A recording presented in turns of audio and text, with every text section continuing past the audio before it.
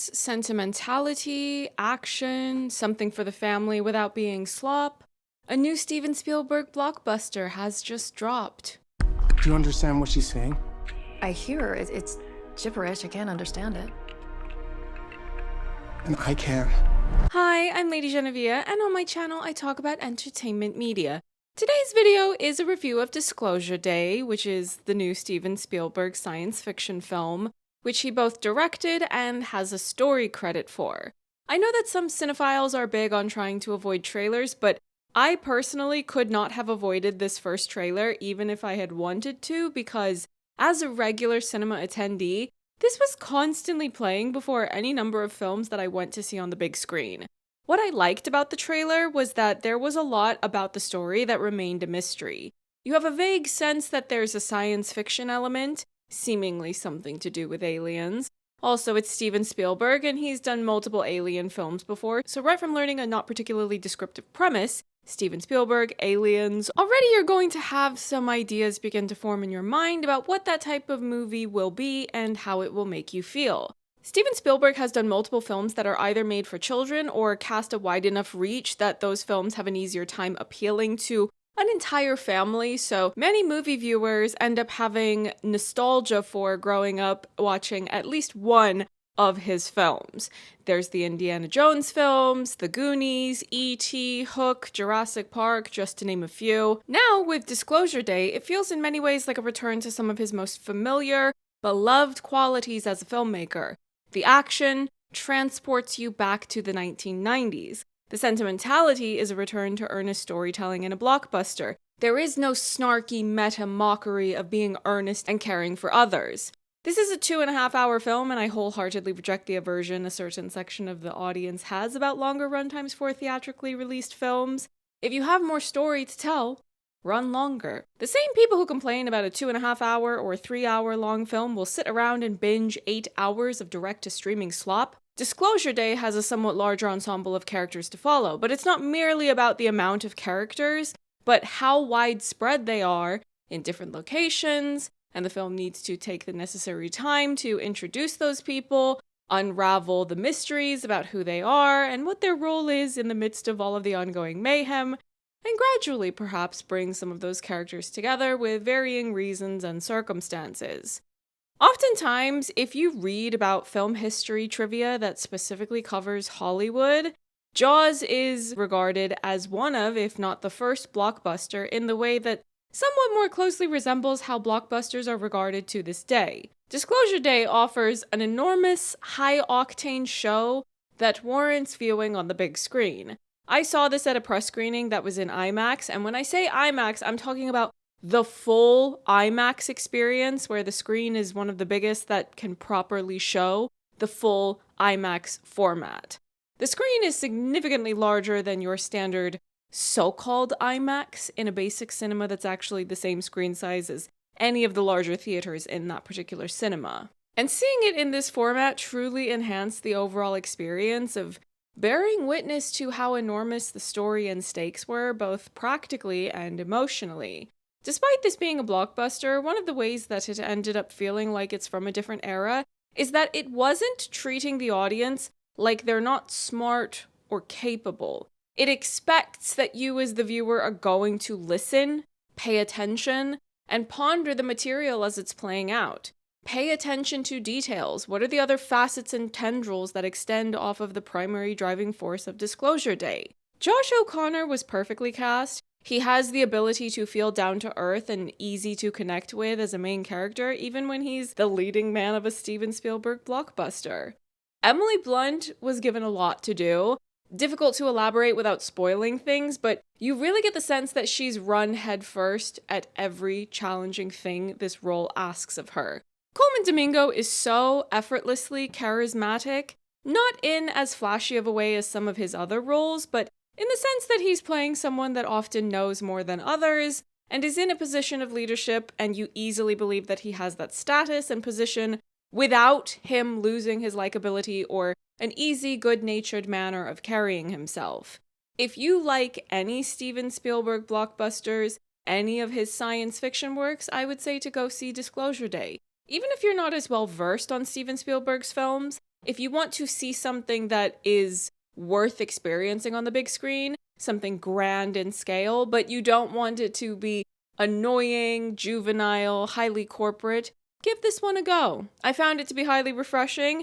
If more blockbusters were like this, I wouldn't have grown as averse to them as I tend to be nowadays.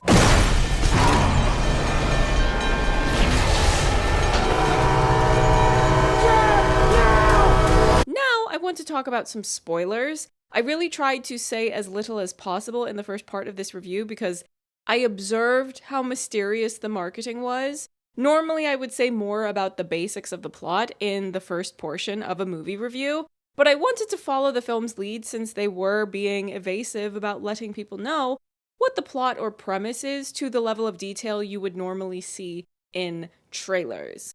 One of the most immediately striking things about this film is that when it begins, you're immediately thrown into action that's already underway.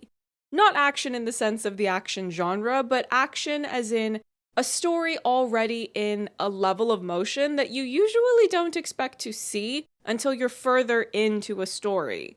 You meet Josh O'Connor's character, Daniel, and he's paying a ransom to get back his girlfriend Jane, who has been taken captive by some people, and you don't have an immediate exposition dump to over-explain things to you. You have to take the time to follow the story further down the rabbit hole of learning to understand who these people are, why there's been a kidnapping, what do they want from Daniel. The story begins with you already having to start running to follow things. It was exciting, and there was an immediate intrigue, and I love that. Having a good mystery and fiction to pull you in is something that doesn't happen often enough for my liking. Once we follow some bad guys, kidnappers, and they rolled the informational text saying that their location is Virginia, I immediately went, oh, it's the feds. And guess what? They were in fact the feds. No need to tell me anything else. I am rooting for their downfall. Shortly after this, we're introduced to Emily Blunt's character, and if you've seen the trailer, you will have observed her speaking in peculiar clicking sounds while on television. She works as a meteorologist presenting the weather, but wants to get promoted to more of an anchor or journalist presenter type of position. What jumpstarts her story is an encounter with a bird. There's a bird that flies into her home with her boyfriend Jackson. She stares at this bird. There's this almost hypnotic quality to this exchange before her boyfriend Jackson, out of nowhere, starts hollering at this bird to get it out of their home. And my visceral response to seeing him do this was that I hoped he wouldn't survive the film. The bird wasn't harming anyone. You don't respect nature. You don't need to survive all of the mayhem and car chases that are about to happen. Your fault.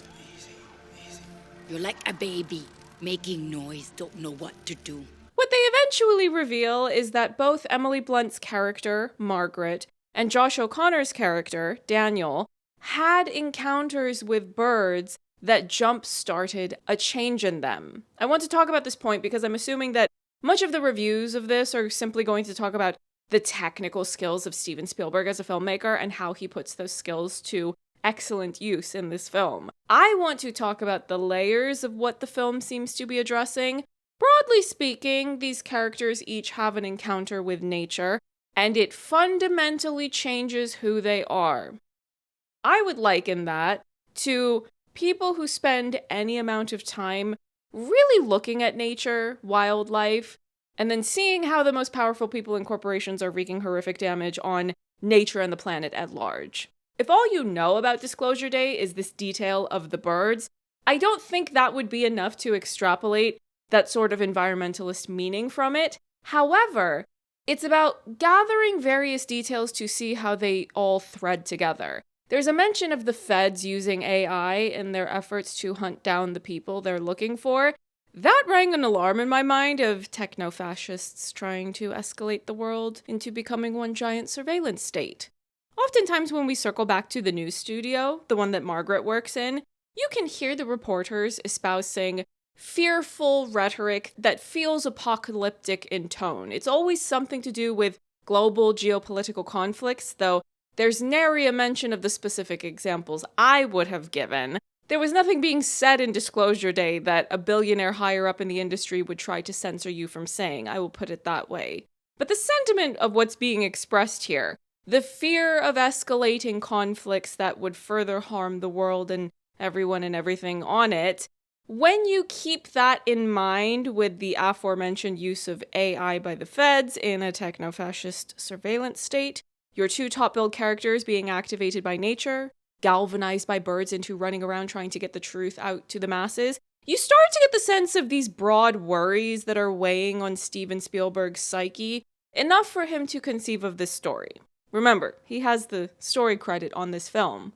Moreover, the ultimate message that's being conveyed by this film, and please bear in mind that this is a spoiler, it's ultimately something highly saccharine, sentimental, and also simplistic. It's a story that is imploring people to simply care about and for one another, have empathy, come together. There's a more focused way that that message is conveyed at the end of the film, but I'm circling around that particular detail since this is an early review, even if this is technically a spoilers section. It's not a story that actually engages in dissecting the machinations and structures of oppressive institutions of power. It's going for something almost childlike in its delivery. In the hands of a lesser filmmaker, I would probably be more agitated by that. I might even go so far as to find it juvenile. But because it's Steven Spielberg and he knows how to put together a technically impressive film, he's got over half a century of experience making quality films. It ultimately results in a well-made blockbuster